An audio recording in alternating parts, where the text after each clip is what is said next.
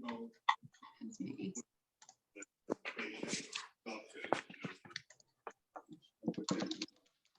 Innocent of combat. Many of them. They were risking their lives to save the lives of others. Thank you, Doctor.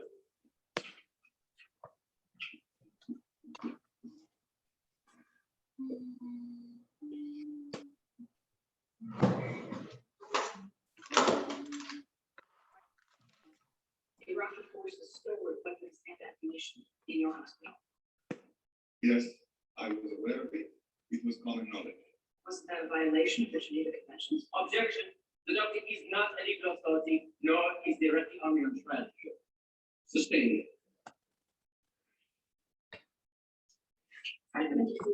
It's a medical professional.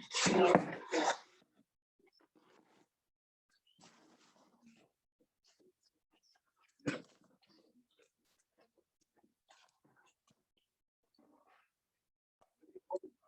They were there to protect us from American and British aggressors. That's when you evacuated most of your patients. But you chose to remain, knowing that that was likely. There were patients still there. We had no choice but to stay. Like your Hey, army. Leslie. Yeah. Oh, wait a minute. Hi. Hi. I was just gonna let you know you're not muted, and I think you have the television on. Or you've got a lot of people carrying on at the house. No, thanks.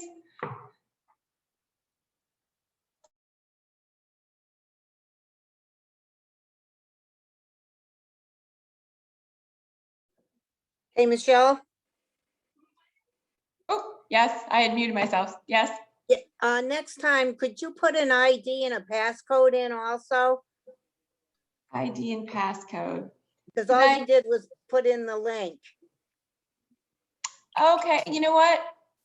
I may have cut that off. They send such long, it's like almost a full page, and I usually take out a lot of the information, but I think I took too much out this time. Sure, I'll make a note of that. Thanks. Thank you. Mm-hmm.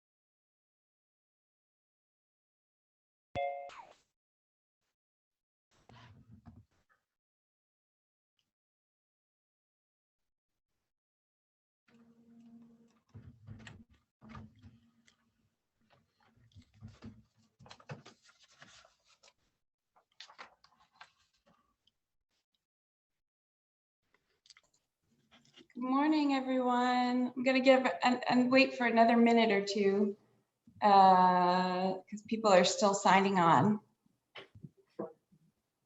Julia, I'm glad you got my email this morning. Sorry, I didn't see yours last night. No problem.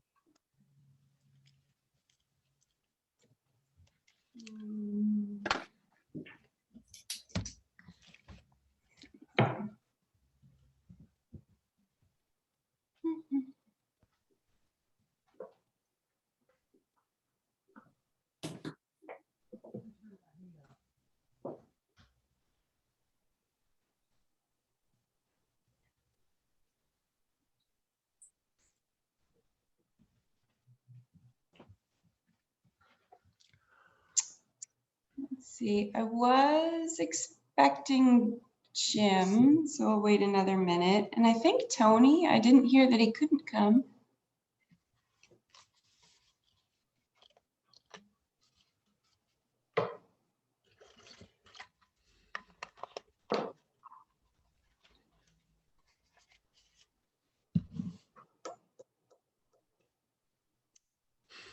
Right, well, it's 9:32. We have a lot of guests, and I thank you all for coming. That's wonderful. I've only got a couple of actual members, so maybe we'll just wait on the minutes. And actually, this is a good time to talk to those of you who are here. I wanted to ask you about our next meeting.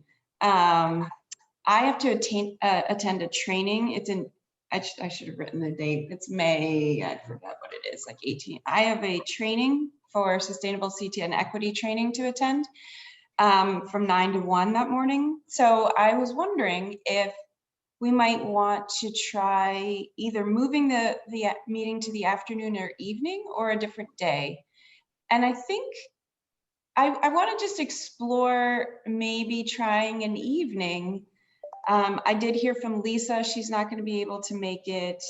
I think it's a challenging time, and I don't know. Have you talked in the past, Dan, about the best time for the meeting and being able to get people to attend? I don't know that we've ever fully explored it. We were the second, you've already moved it once, so it was the second Tuesday, all right, of every month, and it was always at the same time. So the answer to your question is I certainly did not explore evening. I also might just point out that I find evening to also then put us in conflict with other evening meetings. Yeah, there are a lot. Which meant that many of the members who could make it in the morning would be unavailable because they were in their own meeting or another meeting or something. So Right, yeah, no, we would have to Enough, find yeah. an evening that was open, which is a challenge. I was trying to schedule some, a public What forum. about mid to late afternoon? Late afternoon, would that work for you, Mid to Fran? late afternoon. I know, Did you I mean think that something works like better 5 for o'clock? Lisa. Dan? Did you mean something, Fran, did you mean something like 5 or 5:30? No, I mean, actually, I was thinking in the 3 to 5 range. Okay. So maybe, but would 5 o'clock work? Or 5 that's the end of For it? me, 5 o'clock would be fine too. I mean, I know Lisa seems to do better with afternoon meetings.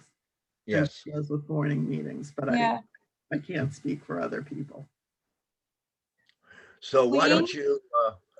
you try the third Wednesday or the third Tuesday, which you've already moved it to, at 5 o'clock instead of at 9:30? okay, Wayne is here. He's also a member, and I just want to see, you're usually faithfully in attendance. Would that work for you as well, Wayne?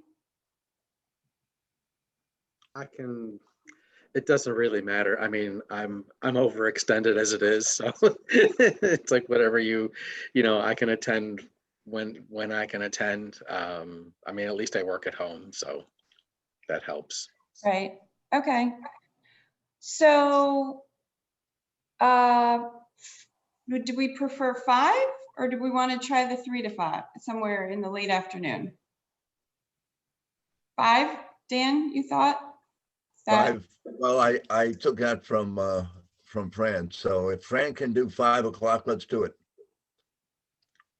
Okay, all right, so we'll move next meeting to 5 o'clock and we'll see if we get more members in attendance because attendance has been a challenge.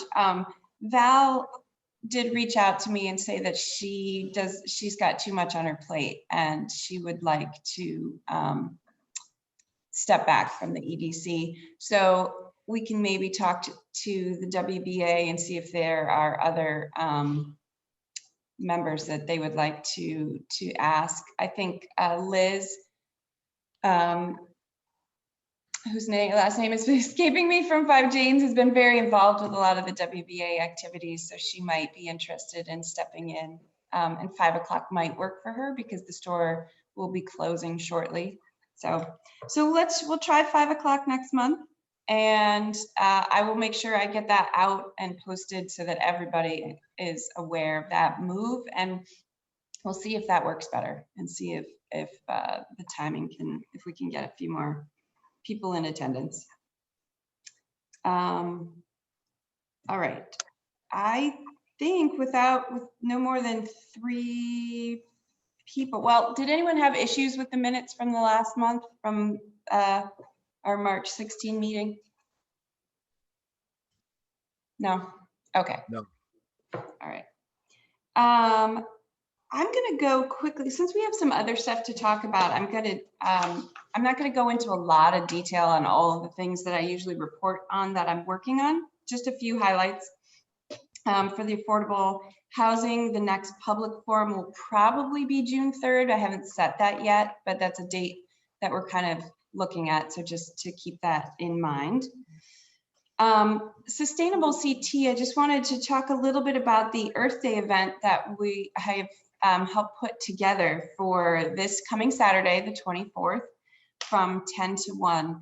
And one of the reasons I wanted to bring this to the EDC is this is the second time that I've helped coordinate an event, which event planning wasn't maybe something we had originally thought I would be involved in. But what we're doing, or what I have done is brought together a lot of our nonprofits, and working with the nonprofits to help them be successful is definitely part of the mission of the EDC, because they bring so much to our community.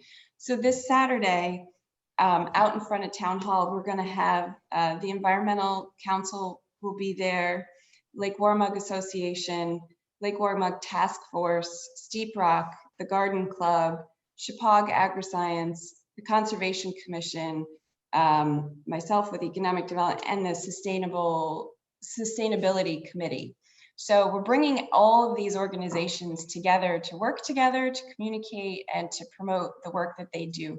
So I just wanted to make everyone aware of that, and just sort of how communicating with the different organizations has become something that I have been doing. A little update on the sidewalks. So the New Preston plan has been a real challenge. The DOT did not approve part of the plan that we wanted to do in order to get the sidewalk. The irony here is just so frustrating to me. We wanted to make it safer and put in ADA compliant sidewalks, but in order to do that, we had to push a drain into the state right of way, and they said no because of plowing or the shoulder. So part of it was denied, but we're still going to move forward with the part of the sidewalk from Church Street to New Preston Hill, which was the biggest part of the project. So it's going from up at the top by DK Schulman and Sweets, all the way down to where New Preston Kitchen Goods used to be. And there's drainage issues and sidewalk issues. And that part is now is going to design. So I have been in contact with the New Preston businesses, but I need to give them sort of the update. We were waiting for the state to get back to us. And we have no timing yet because now there's bidding and design. And so that project has been moved. The paving, however, is set to go forward in May. So we will, we'll keep our eyes on that. The other sidewalk project, the Titus Block Before Depot. you go there, Yeah. Michelle, how long is the state going to tie up New Preston and all the way back to, let's say, back to the lake? Did they give you any idea how long that's going to take? Yeah. So what they explained is they're gonna pave 45 from 202 all the way up to Warren to the intersection. Right. That up there. They said the whole thing should take them 4 to 5 days.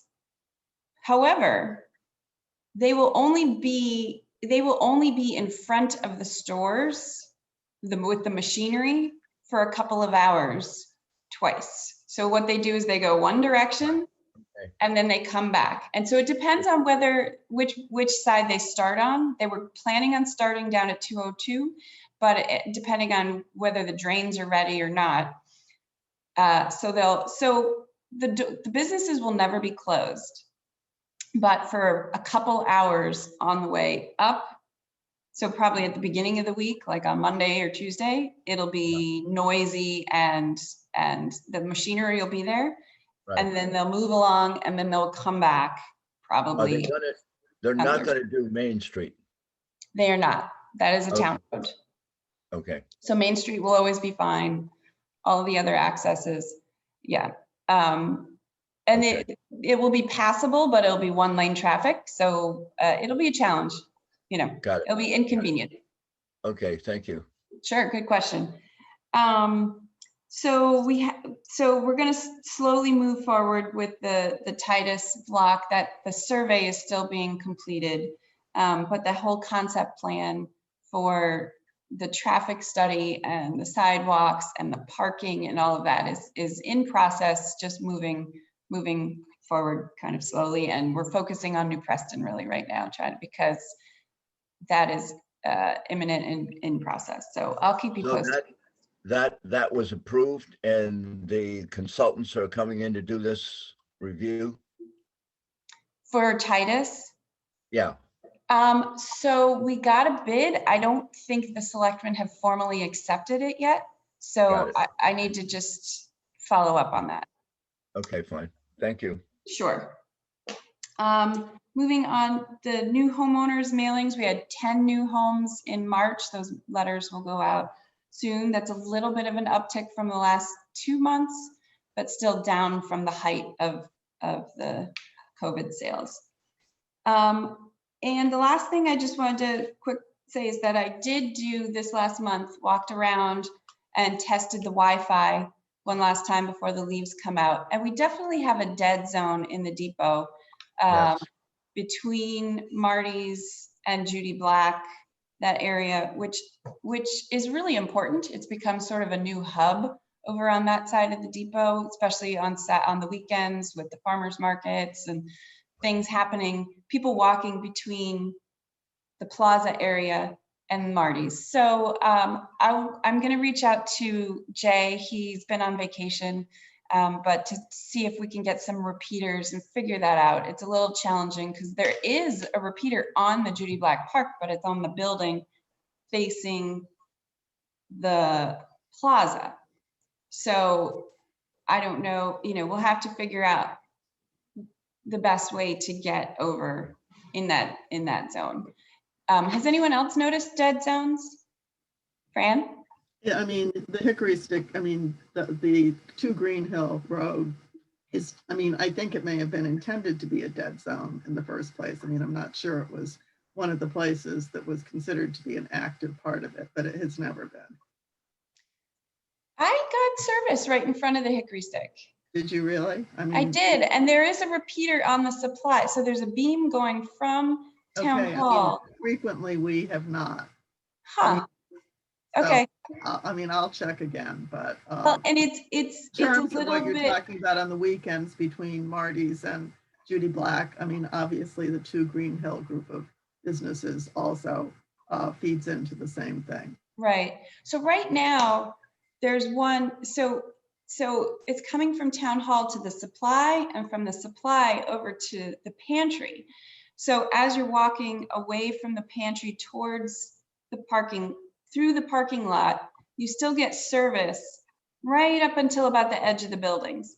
And I think by you, Fran, I was getting pretty decent coverage between you and the supply. But as soon as I started walking towards like National Iron Bank, I wasn't, it would kind of come in and out, and I wasn't sure at that point I don't know where on the supply it is. I think it's up in a window and I couldn't see it. So we'll have to, we'll explore that. It's not reliable in the area. I mean, so, okay. It's not a comfortable thing to say. And if you walk outside the door, you can't just say, well, just turn 2 degrees left. And right. If you turn 2 degrees right, you have a problem. Did you Michelle, did you by any chance test up at GW? It does not go that far. And Okay.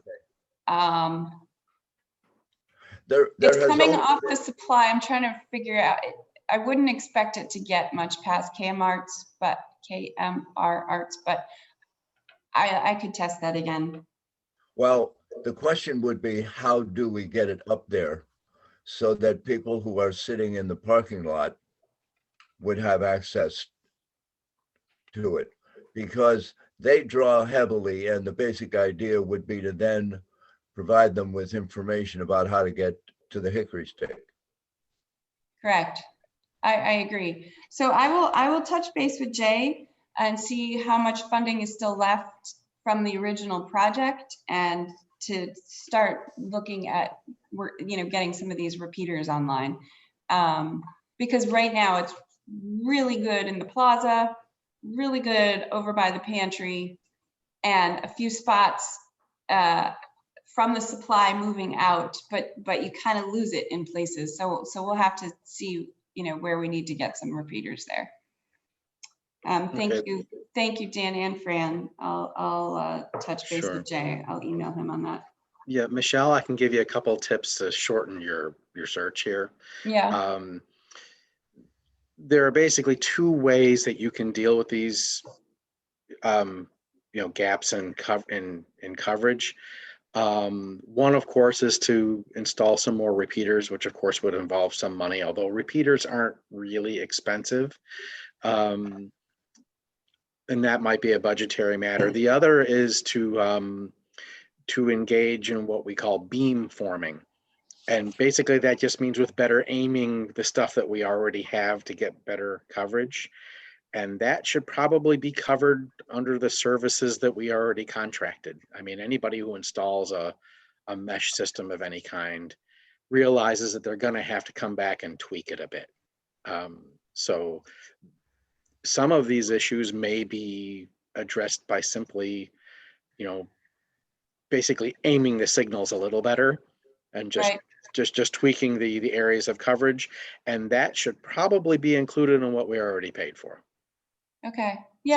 So I think the that. installation was, I think Jay was working with the people at Advance. So they, the tech who do a lot of tech for us. So I'm sure, I know I've seen them out here several times working on things. Part of the challenge, it isn't the cost of the repeater. It's getting the electricity and the wiring, and then the people in the building wanting it to be aesthetically pleasing. So the park's repeater is not necessarily ideally located, but it's aesthetically hidden. So, if you're sitting at the picnic table right on the side of the building, it's perfect, but it's not aimed, you can't see it from the front because there's no eave for them to kind of tuck it up under, because it does go on the outside. So, understood.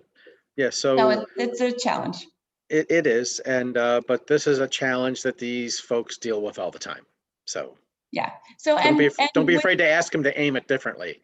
I won't. That's what they do. Hopefully, maybe as technology improves, they can get smaller and less obvious, and we'll see. They're pretty small already. They are. So I will follow up with that and keep you all posted on that. Okay, I think that was it about the things I wanted to report on that I had. Oh, no, one more thing. We hosted an Arts Council meeting, April 12th. The selectmen came to me and asked if I would help coordinate getting together an Arts Council of some form. And since working with the arts community had been one of my goals, for next year, I said, well, sure, we can get that started now. We had a really interesting conversation. It went, a little bit all over the place, which I expected, but I really wanted to hear from the people in the arts community what they thought this council could look like and what its purpose would be. We had 16 people in attendance, so that was really great. Dan was there and Joanne Torty, which was wonderful because they shared some of the history of having tried this a few years back. And there was enthusiasm for meeting again next month, which I have to remember to schedule a date for that. So I will keep you posted. They talked about a mission, and we'll see if this turns in what this turns into, whether this becomes sort of an arts council made up of people from the arts, or a committee of the town, or we'll see where it heads. But it was a good conversation, and I'm hoping that by bringing the arts, all of the different arts people together, we will be able to see some collaboration and cross promotion, and just helping everybody do more. So I'll let you know about this. Anyone have questions about that? No. I have a related question, but independent of the Arts Council, which is SHAG is going up, as you have pointed out, in August, I believe, out at the Ingracia property, right? Yes. We should tell people that stands for Spring Hill Arts Gathering. I was about to, and thank you. Sure. The question that I have is, do you know anything about it at this juncture? Well, I met with Stephanie and Dana when they were still in their brainstorming. Shoot, I have a one pager on it somewhere here on my desk. Sorry. Well, I don't see it at the moment, but what they want it to be open to the community. They're planning to bring in musicians, performers. I'm pretty sure Pilabolus is slated to dance at some point. And they just want it to be a really nice community event for. Do you have a sense that this is first of? First what? First of. This is the first Oh, of. I got the feeling that they definitely want to continue. Yes. Okay, because it's pretty apparent from who they are bringing in to get them organized that this is going to be handled in a very professional way. And I haven't had a chance to find much of the information, but thank you. You've answered my question. Sure. Yeah, I know. I've been kind of after them because of the, wanting to get the summer information out there. And so, well, as you know, it's going to be the front page article of the newsletter. Right. And they have, so I was catching them before their website was live and before they had their, here we go, before they had their logo or anything. So their mission, so they gave me a little one page, and it said the mission is to produce public programs that connect artists with nurture diverse perspectives through creative collaborations and conversations, and share abundance within the Washington CT community. Their goal is to develop, market, and deliver a multi-day outdoor, semi-enclosed cultural programming during summer 2021, culminating in the Washington Town Party, name to be determined, celebrating community heroes. Got it. So, okay. And their partners are ASAP, the library, Pilabolus, Pride in the Hills, and a whole bunch of some other organizations. So Okay. Similar idea, I think. And I think they're going to see how it goes, but I think the intent was for it to be an annual event.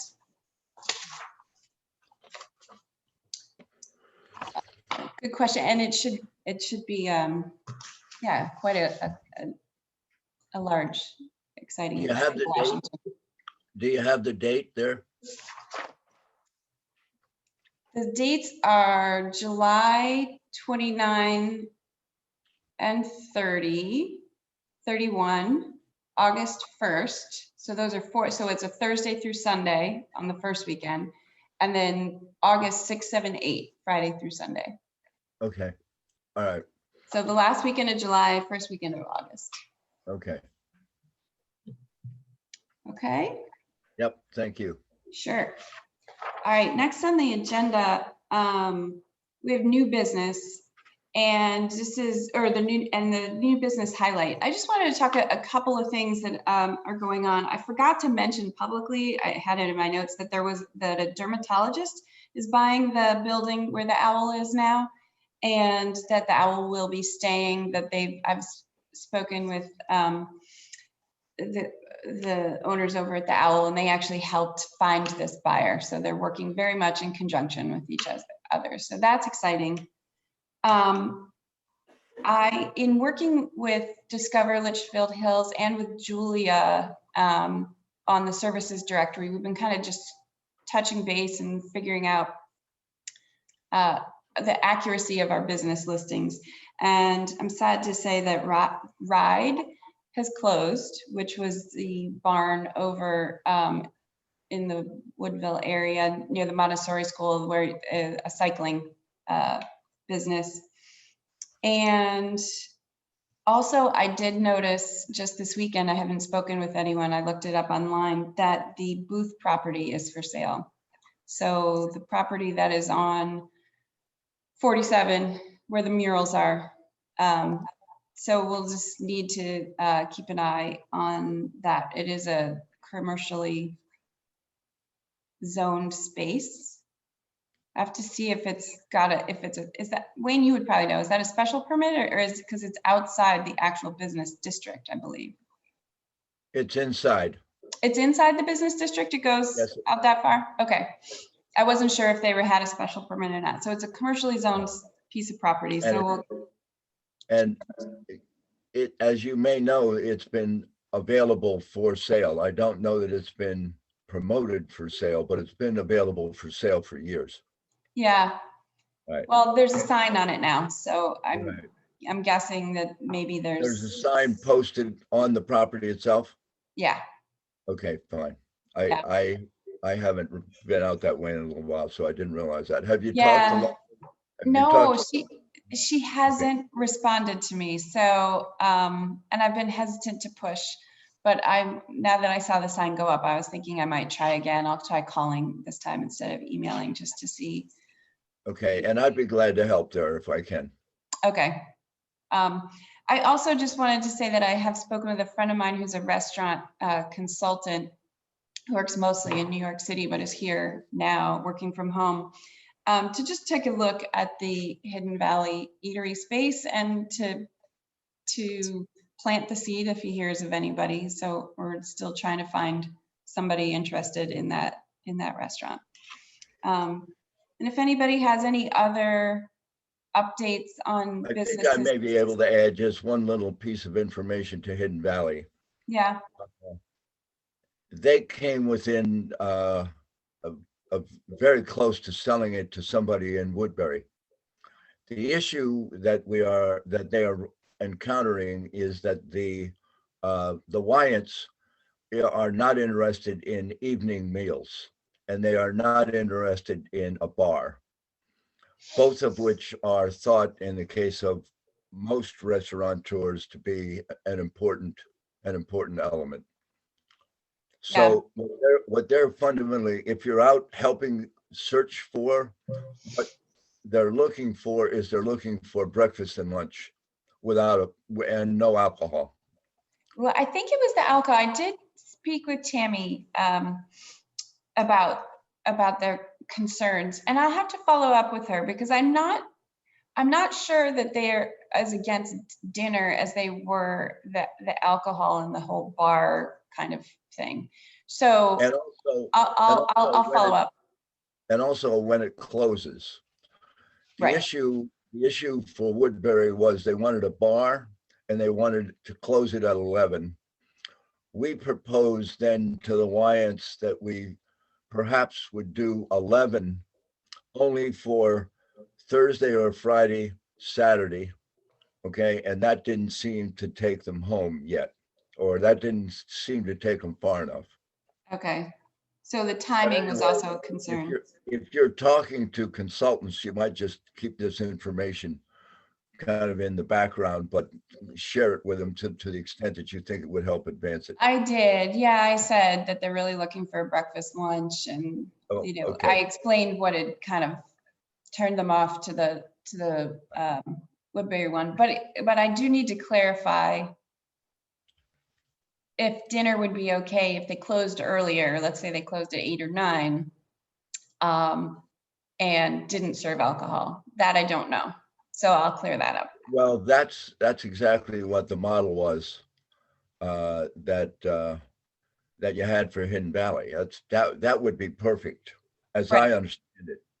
Yeah, they did dinners infrequently, but on occasion. So we'll have to look, right? They They did weren't it- open for dinner every night, were they? No, they were open, but end of week, Okay, Thursday through Saturday. okay. Yep. So good to know. So we'll just put the feelers out there and try to let people know that that is available. Okay, so any other updates on businesses coming or going that we've heard of? No? All right. I want to move on to something. I'm going to actually share my screen. What I have done is start putting together a communications plan. Can you all see this? Right, the communications plan, yeah. And I really, really want everyone's input on this, because all I did was try to write down what we're already doing. I just really want to focus our efforts. I think communication is and has been one of our main goals to promote our town inside and out. But I haven't been able to put my hands on, looking through all the data that we have on the website, like the actual plan, because it's evolved and it's morphed. So I wanted to bring it back to the goals, really think about what we're trying to do and look at the strategies we're using, and think, just think about if there are other strategies. So, and I will share this with everyone after. I was going to share it before, and then I thought we should probably talk about it, because I didn't want anyone to think that this was not a work in progress. Okay. So I first sort of just explained what the plan is for. And I put the goals into 2 major categories: internal and external communications. Obviously, external being to promote Washington to the outside world, for multiple purposes, for our businesses, and to promote us as a place to move to. And then internal are obviously focused on residents, also promoting our businesses and our nonprofits and our events and the activities of our government, and just community engagement, I would say. So let's just take a look. So here are the external goals, and I pulled a lot of this from the contract that we have with Sandor Max. I'm so glad Julia was able to join us this morning. And then I added a few other things that we've been doing outside of that, working with the Discover Litchfield Hills, which Lisa's not here, but I wanted to thank the WBA. They did send out a message. I'm going to continue to push to get our all of our businesses listed there. It's the website's growing pretty nicely and is starting to see an increase in traffic. So I think that'll be a good tool moving forward. So the external goals here, we can just look at them briefly. Promoting on CT Visit, obviously, which has a wide reach. Discover Litchfield Hills, which has sort of a more regional reach. Pitching stories to other major outlets, which is something that Julia does, and every now and then a big one will come through, which is exciting. Although CT Visit and the Tourism Council picks up the articles and the blog posts that Julia and her team write all the time. We have the monthly newsletter that Sandor Max does about the events, and they have a growing list that we follow. Their social media, that's another thing that Sandor Max does for us, posting on Facebook and Instagram, and they're also growing those lists. And then I just put at the bottom, distribute the passport business guide and explore cards. I've been doing that in town, bringing them around to the different businesses. But I count that as an external because we're putting them out there to really help the visitor once they get here, find their way around, which is the point of the Wi-Fi as well in the depot, the point of the QR code. I guess I could have put those there too, but in order to help visitors once they get here, find their way around. So my question to all of you, and I know you're just seeing this, we can talk about it again next month, but did I miss anything? And are there things that we should add that we think we should be working on?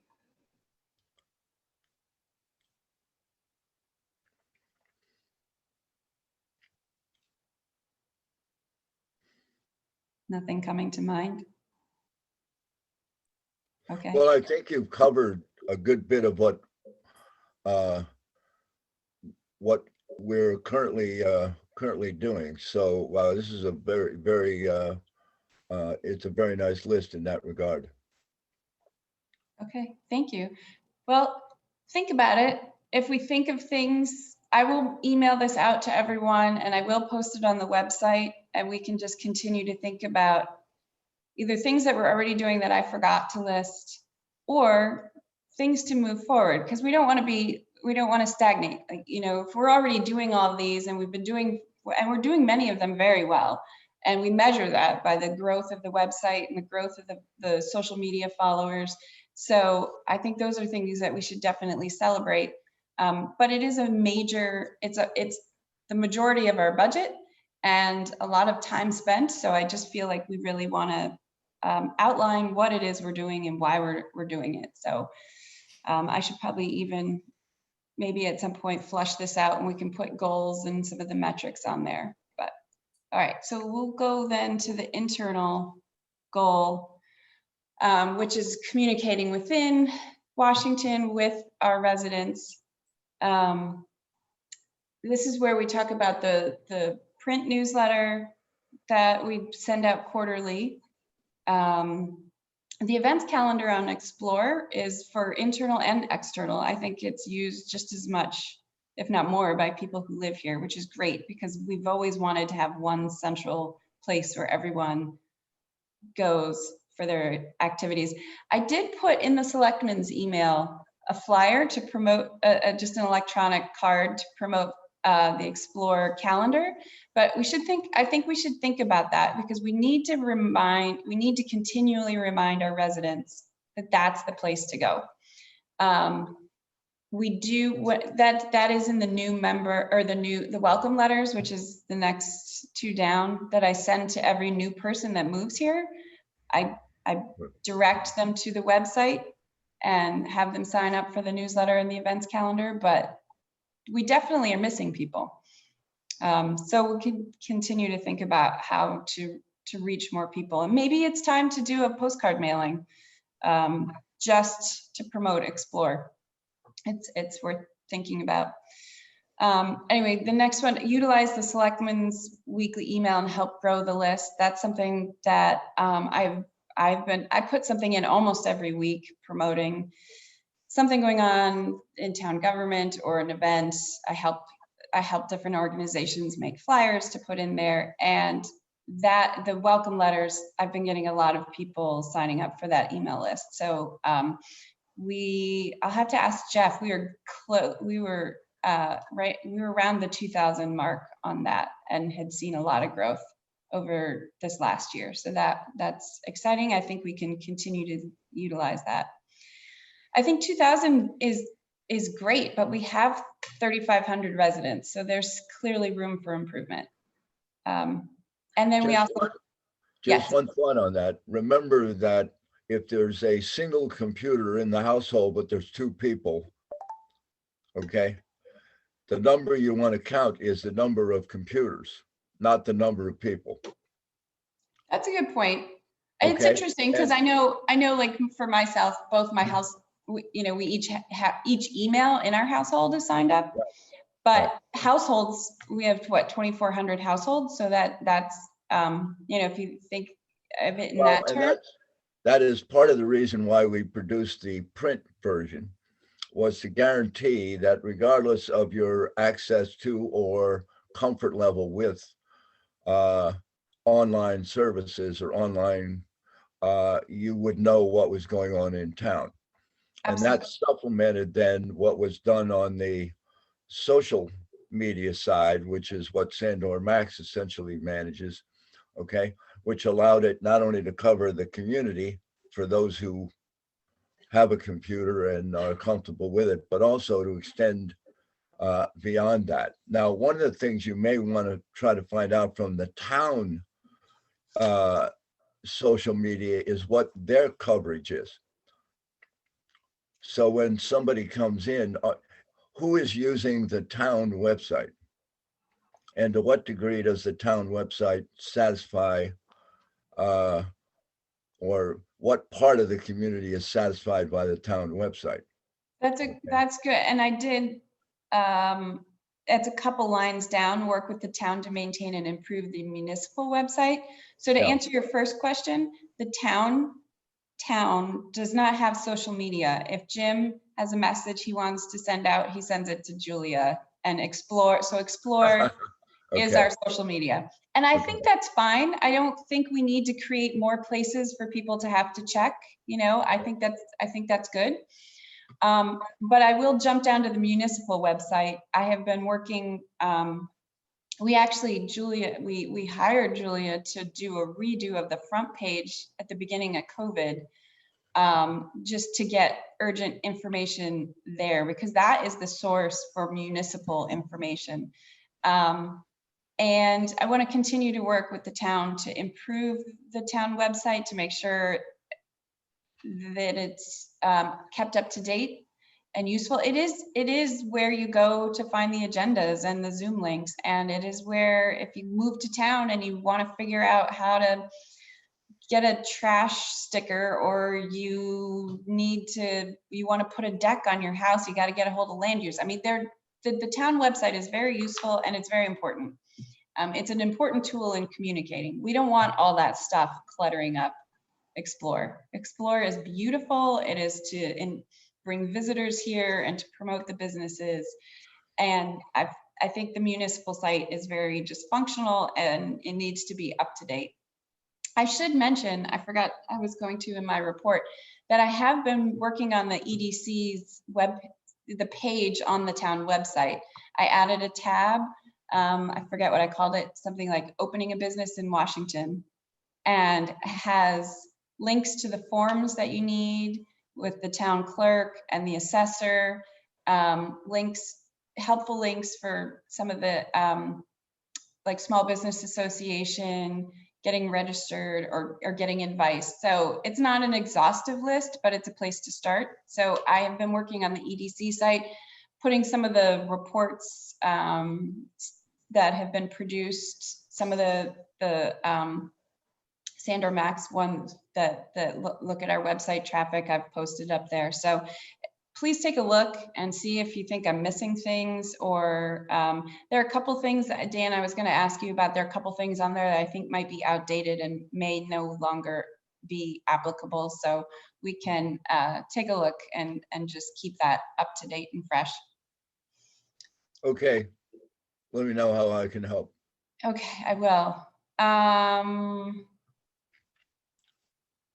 Welcome letter. Oh, and then just working with the WBA, promoting community events and town initiatives is another, that's an internal kind of coordination communication.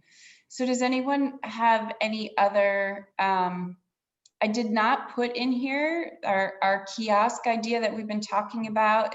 We put it in as a capital request for the next budget. We still haven't figured out exactly where we would want it or exactly what it should be, but everybody likes the idea. So I think we'll continue to talk about the best way to move forward on a sort of a welcome kiosk that helps people find their way around. Yeah, so maybe I should just add that as a goal. Any other things that people feel like we should add to this? All right, good. I put down two objectives from the POCD, and when I've been working on the website, it says the very first mission of the EDC as a committee is to deliver the plan of conservation and development. So I feel like if that's really our driving mission, then we should make sure that most of what we work on relates back to the POCD. So I went through, I'm sure there are other goals that are related, but two of the things I felt were important is the first goal, which really talks about attracting young households to maintain a demographic balance. So the communications that we're doing externally to try to get people to visit here, and it's right there in the tagline, you'll live it here. That clearly has been driving a lot of the work of the EDC. So I figured we should put that there. The other goal I pulled out from economic development was to provide an array of services and activities to make the town economically sustainable at the local level while enabling it to compete at the regional level. So here's that whole communication within and without, bringing people to town and promoting what we have going on. So I want to continue to just make sure we're looking at the POCD and reminding ourselves of our goals. We're also, Wayne mentioned at the last planning meeting, we're getting geared up for the next plan of conservation and development. And I was going through the economic development chapter, and I feel like there are a couple topics that are missing. So maybe we'll schedule in the future one of our meetings to really just dive into the plan of conservation and development and talk about the last one and where we feel like we've made progress, and then goals for the future so that we can have some input into the next POCD. All right, does anyone have any questions or comments? Please, I'll share this with everyone, and Sure. please feel free to email. I can assure you that the EDC will have plenty of opportunity to comment on the upcoming plan. The Planning Commission, typically when they work on a new plan, we reach out to all the boards and commissions and committees and ask for their input, not only on how we did on the current plan, but how we could better serve their needs in the upcoming plan. So you will have an opportunity to weigh in. We have actually started these discussions in a very preliminary fashion so far, but there will be outreach. There is always outreach in this, and at present we will do this, like I've said in the Planning Commission, we will do this in what we call an inductive fashion at first. In other words, we just take ideas, we take comments, whatever, we put them all up on the board. We don't discount anything, we just, and then once we, and that will basically encompass all of 2021. Starting in 2022, we'll start to become more deductive. We will, at the end of the day, you can't put everything in a plan. It's just, that's kind of what happened the last go around, and it almost collapsed under its own weight. When I was brought on to rescue the plan back in 2014, it was literally 215 pages long. It was literally and physically going to collapse under its own weight, and it just, it can be very hard at times to make those kinds of decisions. Let me assure you that will not happen this go round. I think that's a really good observation, because we talked a lot about that in the past. There were so many goals that it was almost overwhelming. I'd rather get 3 great things done than not address any of the 50 that were set forward, So I think being broad is good, but prioritizing and some focus is also really helpful. So. Sure. The best example I give folks is when we wrote the sustainability chapter, which I'm not particularly proud of. Yes, we never really had done that before, but at least we have one. It initially had something like 27 strategies. And you know, and if you have a plan with 27 strategies, you don't have a strategy. It just so it just had to be pared down, and you know, when you do that process, someone's going to be unhappy at the end of the day, but that's just how it has to work. I agree. Yeah. So more to discuss on that as we move forward. And I have some real questions for the EDC. You know, as we look at economic development, how do we measure success? We can look at empty stores, and I know that was what prompted Dan back in the beginning to get this committee going, because you know, after the 2008, things were looking a little dire here in the depot, and New Preston had some availability as well. So we've seen that great turnaround, and we feel the life and energy, we see the traffic, but I want to try to explore, how do we measure that? What do we use as our gauge to really look at the health? Obviously, no empty stores is great, but I feel like there's probably some other things we can be looking at, and so we can talk about that. Yeah, I mean, the Planning Commission always looks at this in terms of measures, plural. I mean, you know, storefronts are a measure, but you know, we planners always have the big picture in mind, and you know, the reality is that retail accounts for less than 10% of the jobs in the town. So it's, you know, although it's the most visible measure of our economy, it's probably not the largest measure of our economy, locally speaking. So, you know, I mean, you know, almost 40% of the jobs in this town are tied to education. I mean, so, Right. you know, Well, I mean, like I said, you know, jobs is another measure of an economy. It's like most people would be shocked to learn that there are actually 1,600 payroll jobs in the town of Washington. which is a lot. That's a lot for a small town. So It is a lot. It is a lot. and that's a hard number. That comes from the Department of Labor. That's not something I made up from a survey. So, and Yeah. you know, and there are other things that touch issues that are sentimental, and there are other, you know, economic sectors that have magnifying factors, like, you know, arts, of course, arts and culture, agriculture, you know, but then again, you know, we tend to like to call ourselves a rural community, yet, you know, less than 1% of the jobs in this town are in agriculture. And 20 years ago, less than 1% of the jobs in this town were in agriculture. You know, the town of Farmington and the town of Newtown have more farms, more land in agriculture, more acres in agriculture than Washington does, yet we think of them as bedroom suburban style communities.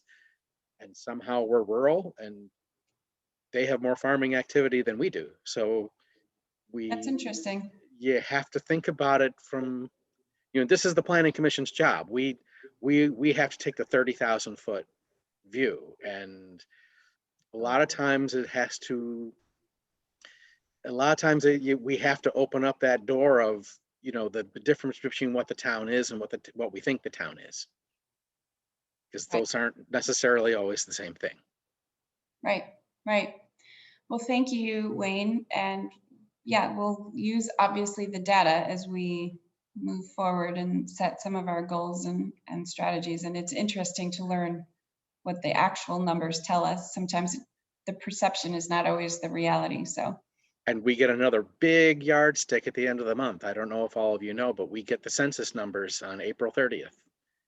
So it's exciting, and I'm curious to see how things have moved. I mean, that's a once every 10 years number. So here we go. Yeah, I'm waiting for that. Yeah, we don't get the total breakdowns, but we'll get the top line. We'll get how many people are here and how many housing units are here. So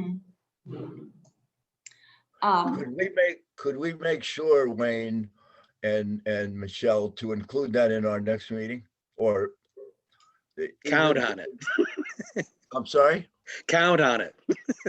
Okay. All right, so I'm putting down on the next agenda new census info. Yeah, and this is the summary numbers from is this? The 2020.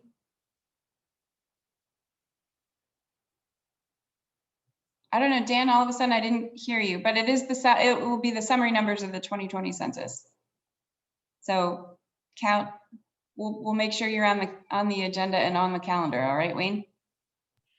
Yep, it will be, I know the planning commission, we can't wait to see it, so. All right. All right, I want to move us on. That was a great conversation about the plan of conservation and development, but I want to move on because I have one more thing I wanted to share, and then we have a couple of other reports. So let's just, I'm going to share my screen again.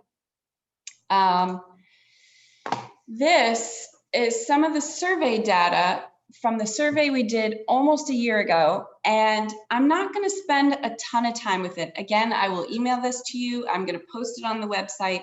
I just didn't want this data to get old.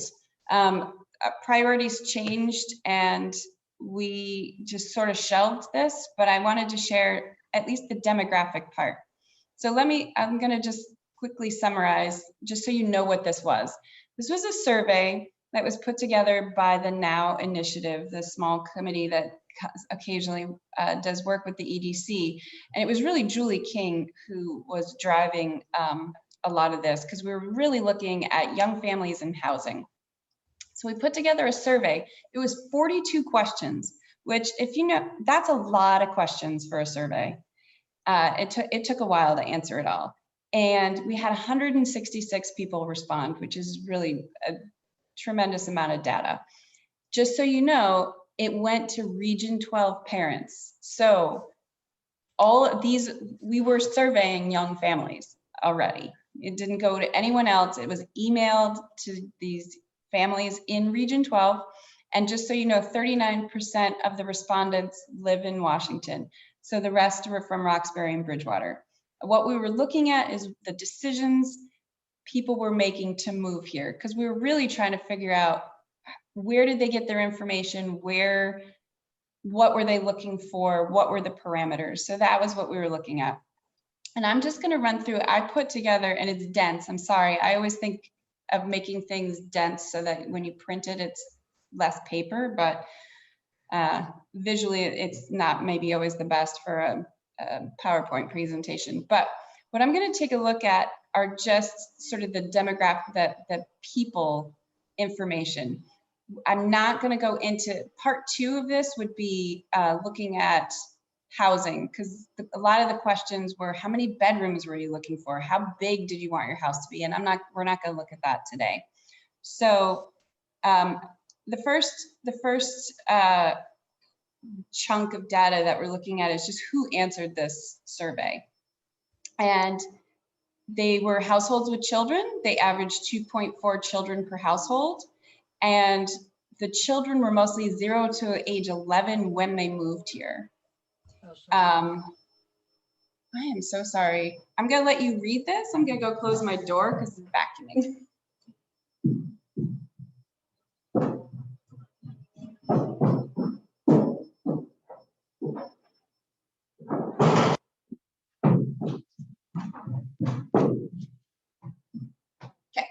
Sorry. So we also asked about what their occupations were. And you can see from the data that there were a lot of different things, but the top 5 were financial, education, healthcare, small business owners, and licensed trade. And you can see all the other answers there. We asked about their income, and 66% earned between 51 and 151,000 annually. And that data is right here in the lower right-hand corner. You can see all of the respondents. And also 69% of the people who bought a house in the region bought a house in the price range of between 100 and 500,000. So I see Julia put on her reading glasses. Let me see if I can zoom that in a little. I get it. Make it a little bigger. So one thing that I just wanted to point out, which we've learned about as we're looking at our affordable housing, is that the median house price in Washington went from 388,000 in 2018 to 840,000 in 2020. So the median house price just jumped outside of the range of a majority of the people, the young families' households. So it's definitely something to keep our eyes on. Okay. All right, and so that was income and the price range. So that's the data. All right, moving forward, we asked about why they chose to move here, why they left, and what they were looking for. So the big ones were quality of life and schools. Some people had a change in their family status, which drove them to move, or they outgrew their house. Those were some of the highlights. And that question, the actual raw data is there in that chart on the right. We also asked about some of their preferences for, they preferred small shops and local restaurants over chain stores and restaurants. So they liked that small community feel, which I thought was pretty interesting. So we asked them about how important some of the following factors were when they made their decision to move here. And I'm just going to bring these three charts. So you can look at the things that were really important to them over in the upper right hand corner. Open space and trails was really important.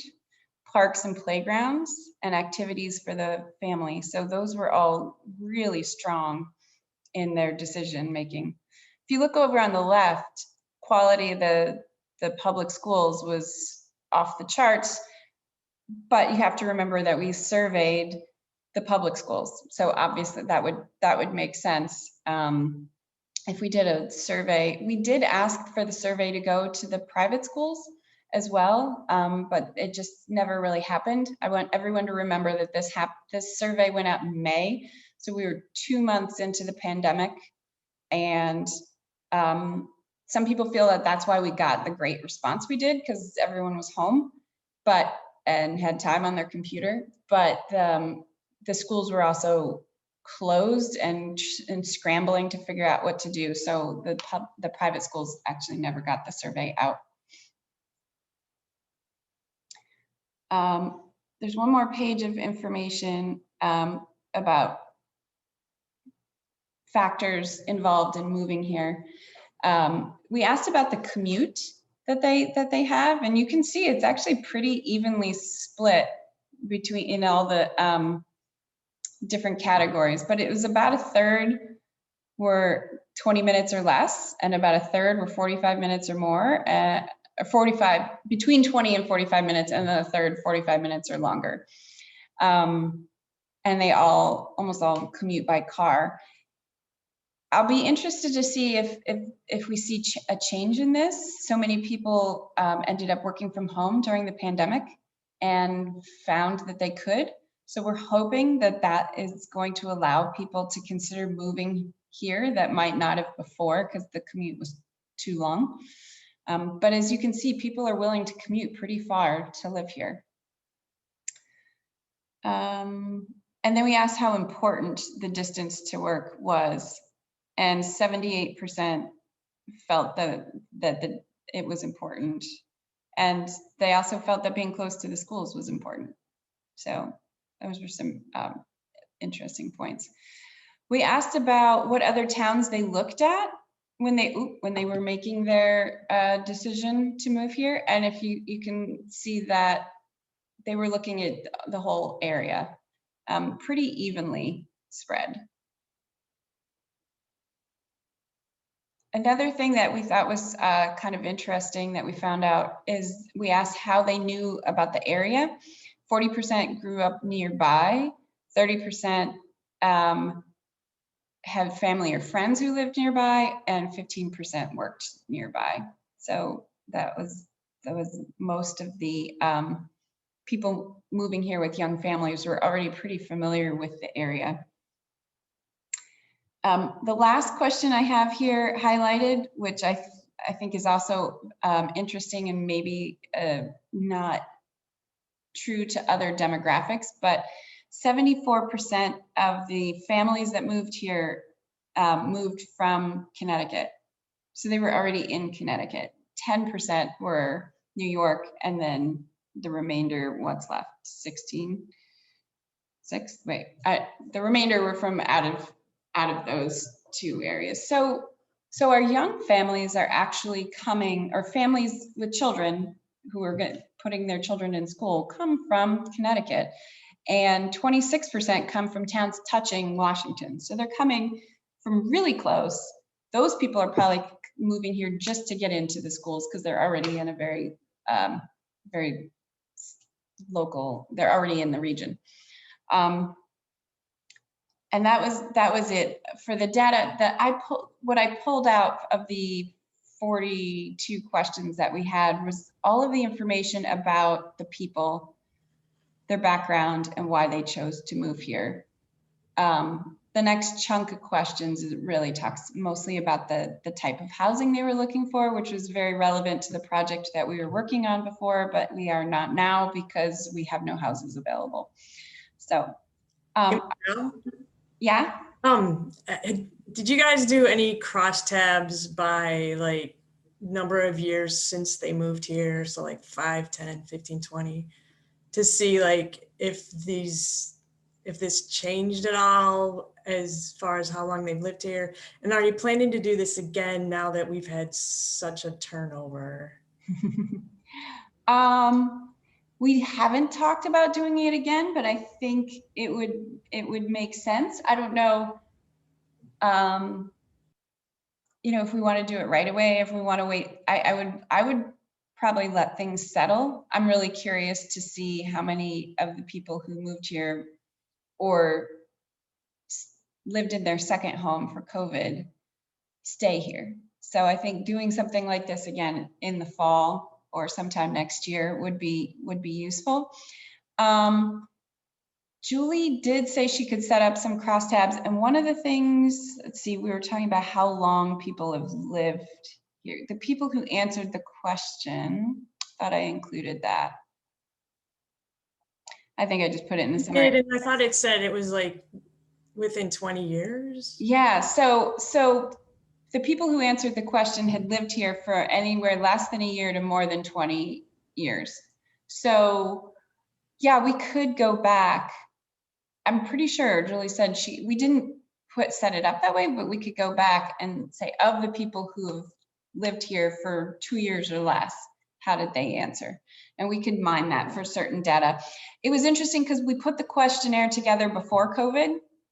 We got it out at the beginning, and we had no idea what that was going to do to our housing. So post-COVID, we might want to change some of those questions. Although then it makes it harder to compare, but the game has really changed. So we'll have to think about how, what we, I think running the same survey to new people would be very interesting, because we might find that they're working from home, they're coming from farther. Yeah, it'll be interesting to see the change in that data.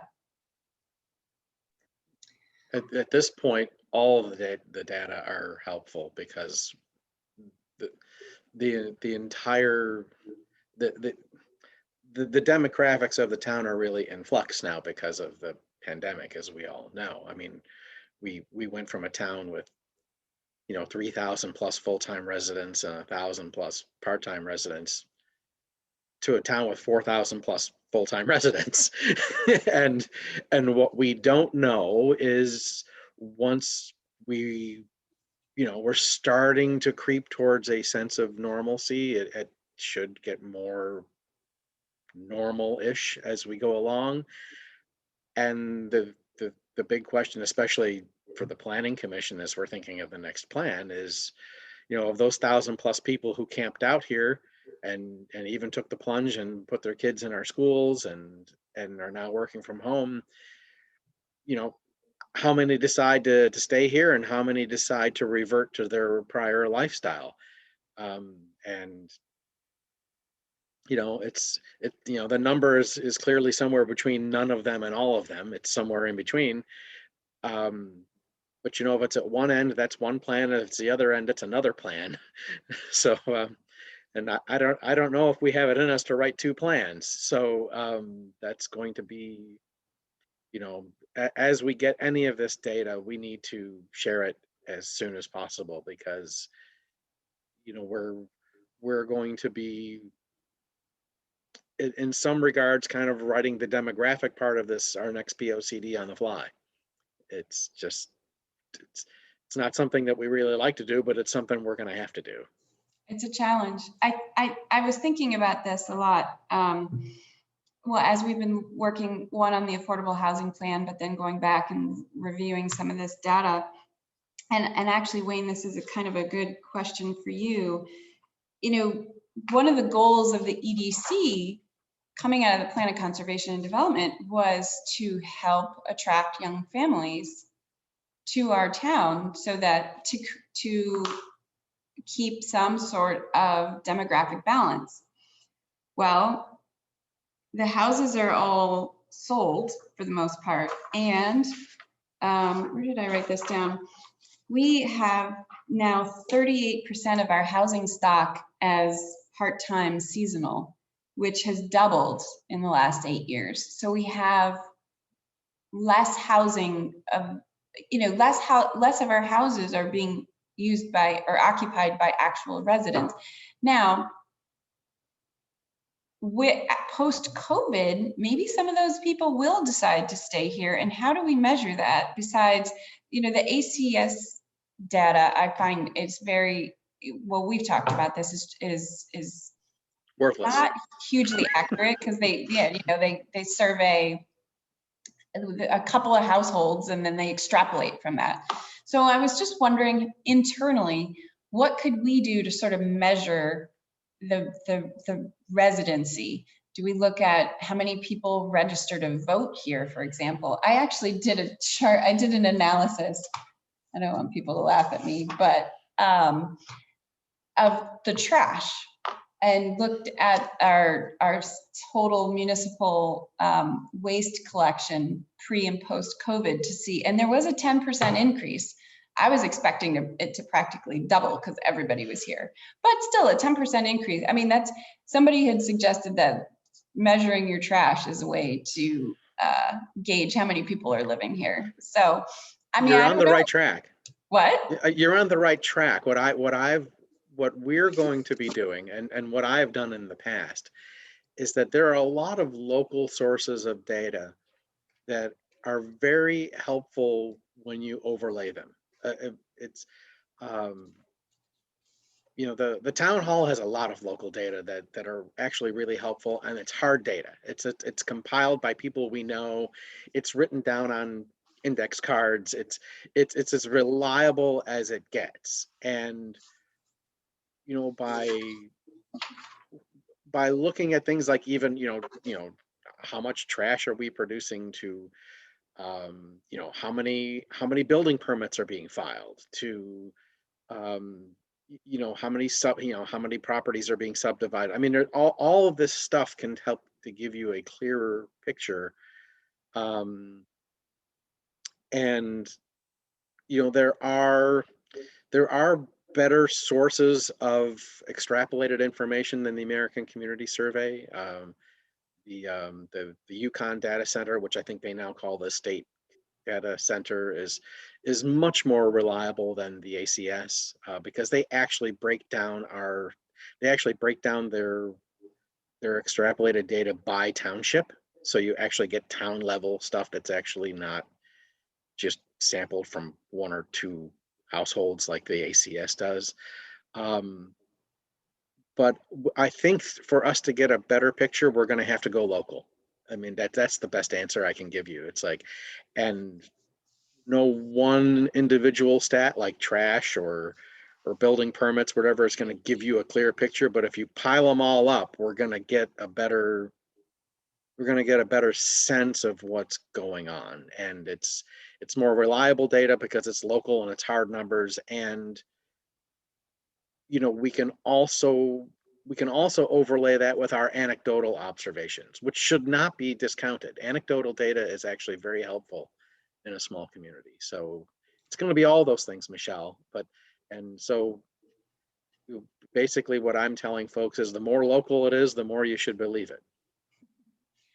All right, well, good. So we'll keep thinking about how we can measure what has happened with our residents pre and post COVID, and because that'll be important as we move forward with our planning.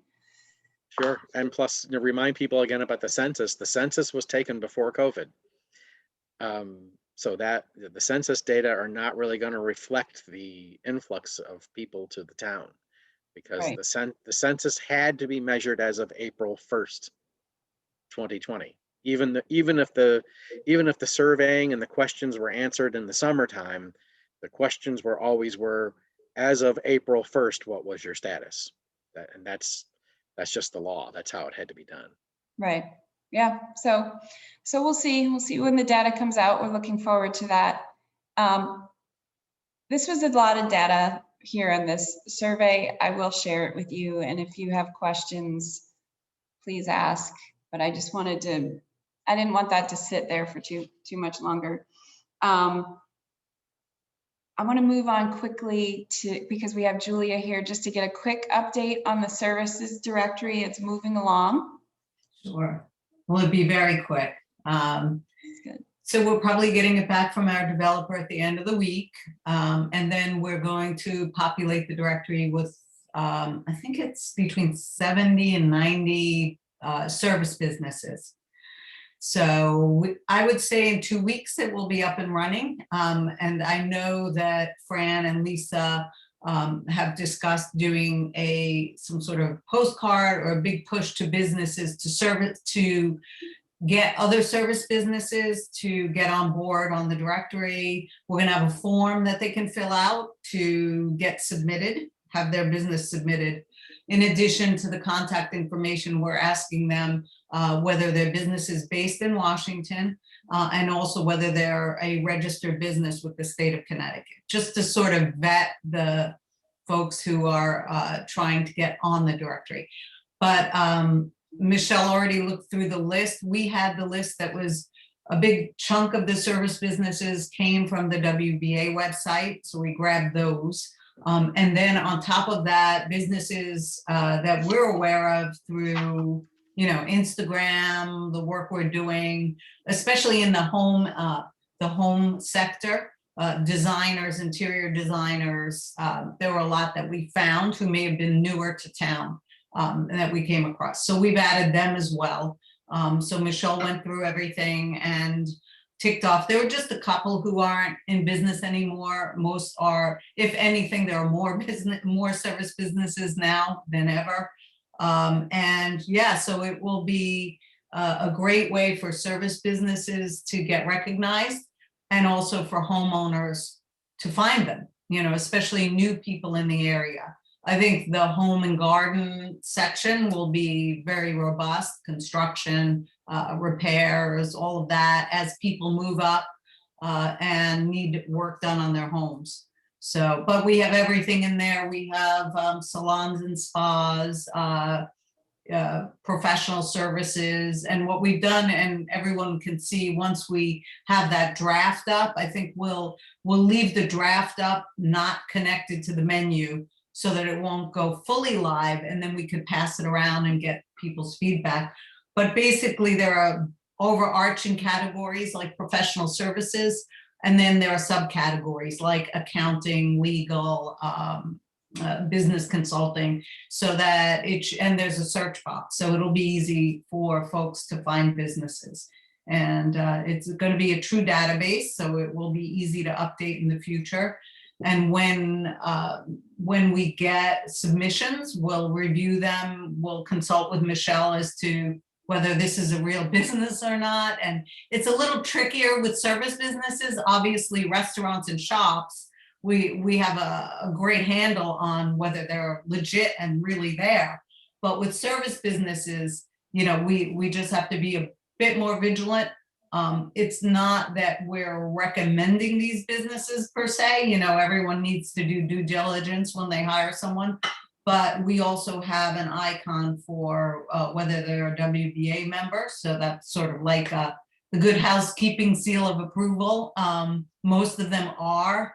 And this is also a good way for the WBA to reach out to those who aren't a member and bring them up to becoming a member. So we'll also have a link to the WBA website. And I think it'll be a great addition to have this on Explore. We have a rudimentary list of service businesses right now, but it's more geared toward that, you know, tourism, spas, where are the banks, realtors, the obvious service businesses. Now we're going to add this other layer of home businesses and professional services. So I think it'll be a value. We should talk about the communications plan for pushing this out through the selectman's office, through our monthly e-news. You know, I think it makes sense to have an announcement. And I know that Fran and Lisa want to do a postcard and sort of get the word out to people who may not know about this. So yeah, so we're making progress, and by the next meeting, it should be fully vetted and up and running. Thank you, Julia. You know, you were talking about, I forgot we had talked about once it's kind of up, then we need to not only promote it, but solicit the rest of the service people that we missed.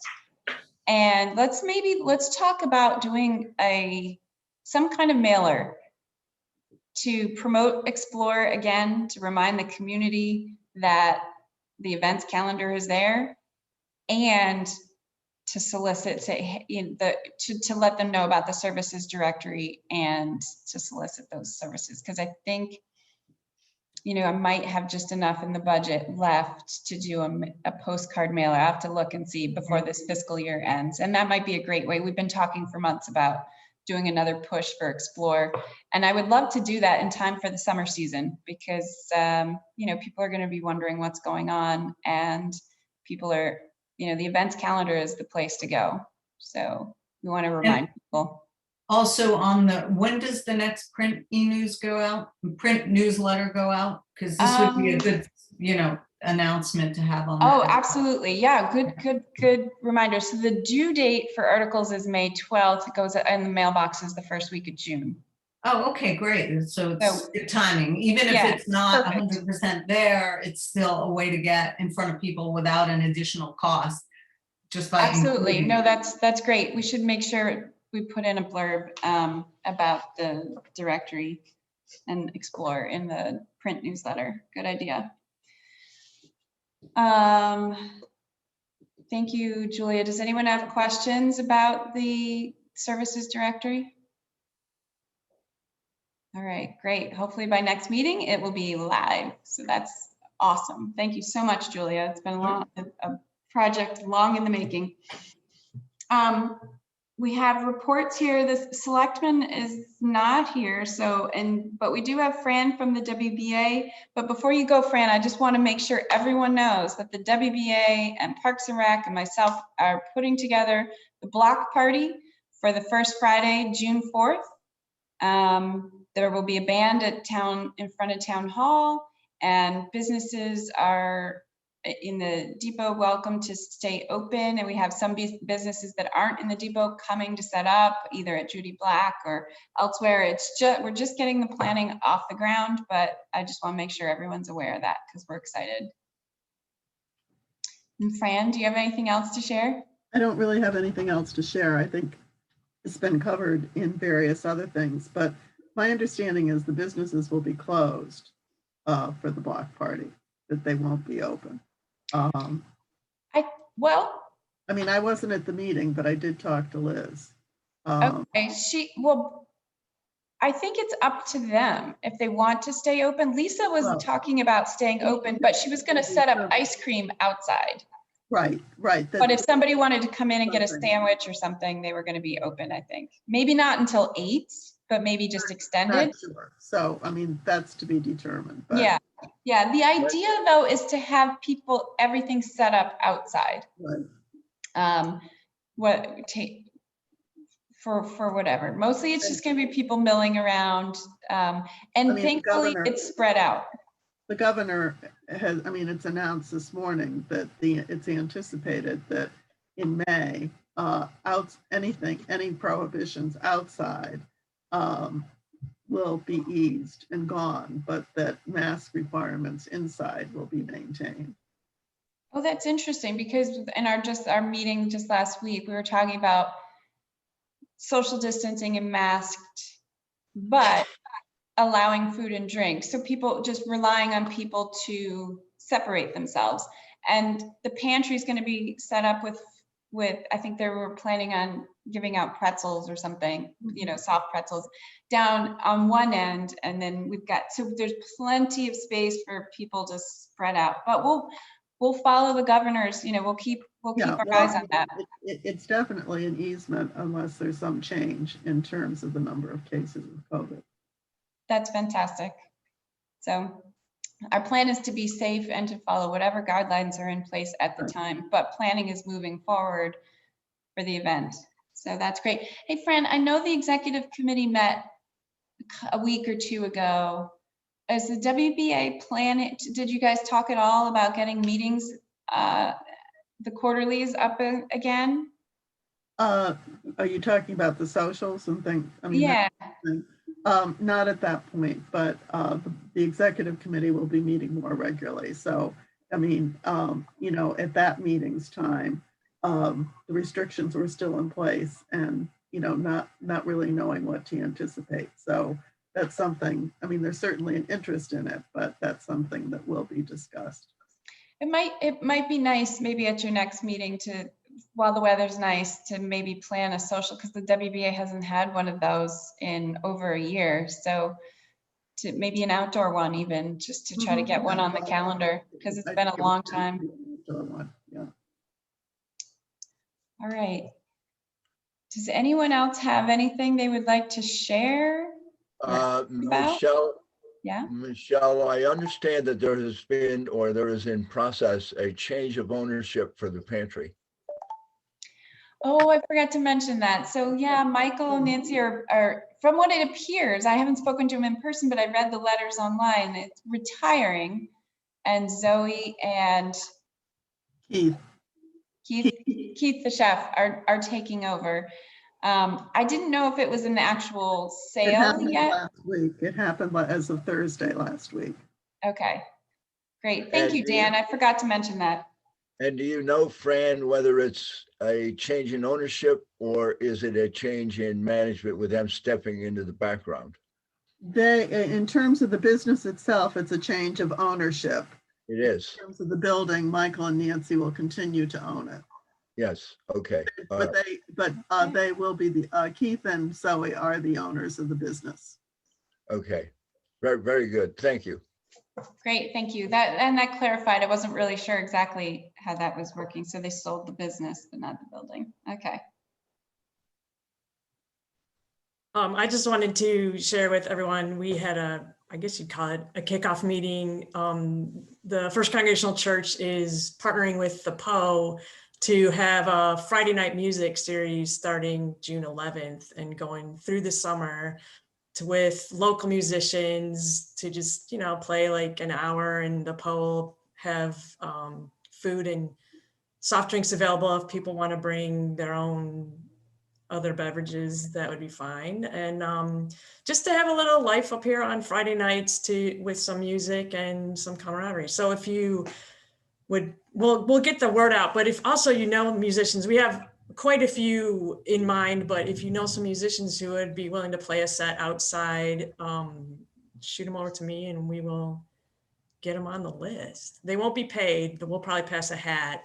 If this is successful enough, we'll try to get some sponsorships for next year to pay for the musicians, but we're really excited about it. And it should be a lot of fun, kind of a little Tanglewood on the Green kind of a thing.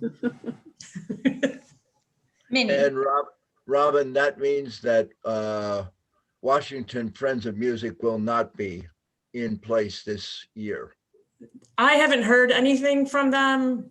Okay. If they are, you know, we wouldn't I don't think we would be competing with them in any way. Well, the only reason that I say that is that they would normally be end of July, early part of August, Right. if they were in the house. Right. The fact that you're doing it out of the house, and it has always been a curiosity of mine of whether or not they were going to try to do it, so to speak, on the steps. Mhm. But anyway, I think you've answered the question, because I haven't heard anything from them that would suggest they were going to do it either. I mean, Wayne might know, but I certainly haven't heard anything. I don't know. I can tell you in terms of the professional music world, it's they're all basically looking towards the fall, realistically. Yeah. The Okay. orchestras are looking, the orchestras, the operas, the Broadway, all of them, they're all really looking towards a regroup, come after Labor Day. I mean, the Okay. Bushnell is actually scheduled in a full season starting next fall. So have most of the orchestras and chamber fest. The summer is going to be tough. Things may get well enough, but the problem is that, it's already in a lot of those cases already too late to schedule those events. It's just the lead time you need for a summer festival, whatever, it's already passed. So, and then- Okay. You Thank you. mentioned Tanglewood though, Robin, and Tanglewood is having a season this summer. Well, they're outside, right? Ish. I mean, well, the shed, but I mean, it's limited in terms of attendance, but they have a full schedule in place. That's why I think these little pop-up music events will be really successful this Right. summer, because there's just not a lot else going on. So I think hopeful that should be a nice addition to the summer offerings. Any other comments or questions? Anything else to share? All right. Well, thank you all, for those of you who came. Thank you for showing up. That was good. We're at 11:03. That's pretty right on target for us. So thank you so much. I'll get this information out, and we'll see you soon. Thank you. 5 o'clock in May. Yeah. Oh, Yes, Michelle. 5 o'clock. Yeah, Yes. Michelle, also, this is unrelated to this totally, but sign me up for the Green Fair, my usual grunt role. So, okay. Hey, Wayne, I had an idea, and I should run it by you. No, I think it's okay. We were really talking about how to spread things out, to just keep it COVID safe and stuff. And we're thinking about maybe putting the artwork in the meeting house with the books. What do you think? Around the outside. Yeah.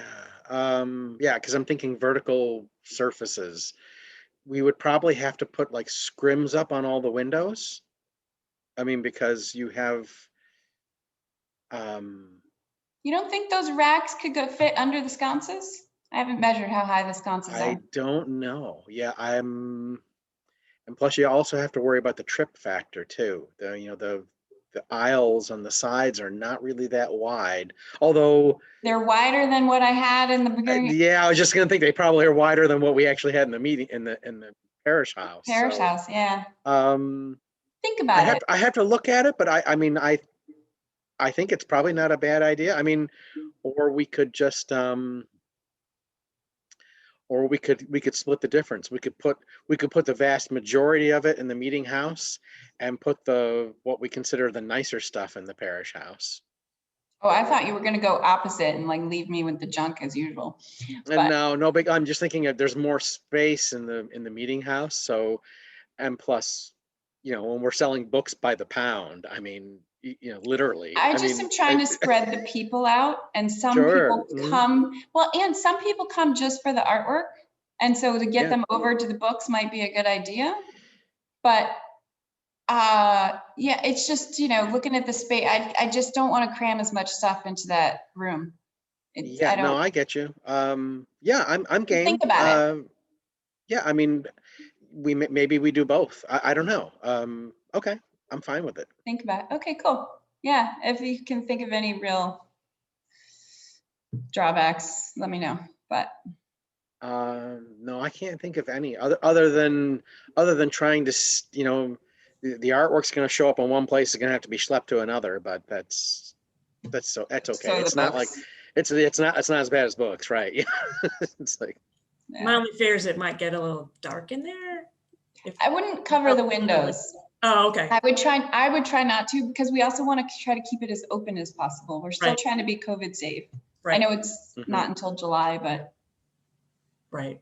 my vote would be to try not to cover the windows. Because there's more wall space. It's a bigger room. So we, Well, that's true. even if we turn those racks sideways, I don't know, we'll talk. Well, there's Yeah, the whole front too, right? yeah, I'll take a peek. And let me just, I'm having trouble, picturing it in my head, but let me just walk around the meeting house. And, It's so radical. yeah.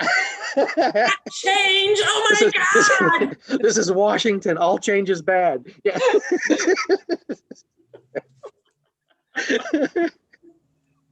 I know, Okay. it's right. I don't want to mess. Yeah.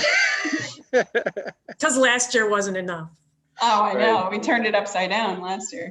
I know. So, well, that's fine. No, I mean, I like the idea. I mean, I'm always trying to cram it all into, I never have enough I know. vertical surfaces anyway. So it's like, it's so hard to stage this stuff. I'm still stacking it all on the floor, as it is. So the more I can get up and that where people can see it, the more we can sell.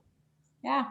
All right. And Well, maybe if it's in the meeting house, it'll, it is the worship space. Perhaps it'll keep the brawling to a minimum.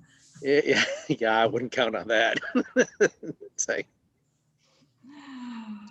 all right. Well, cool. I'm glad. Thank you so much, Wayne. We should probably head out though. We're being recorded. So. all right, sorry. You That's can good. edit it. Yeah, just lop it off. Yeah, I know. All right. Thank All you right, so see you much. later. See you guys. Bye. Bye.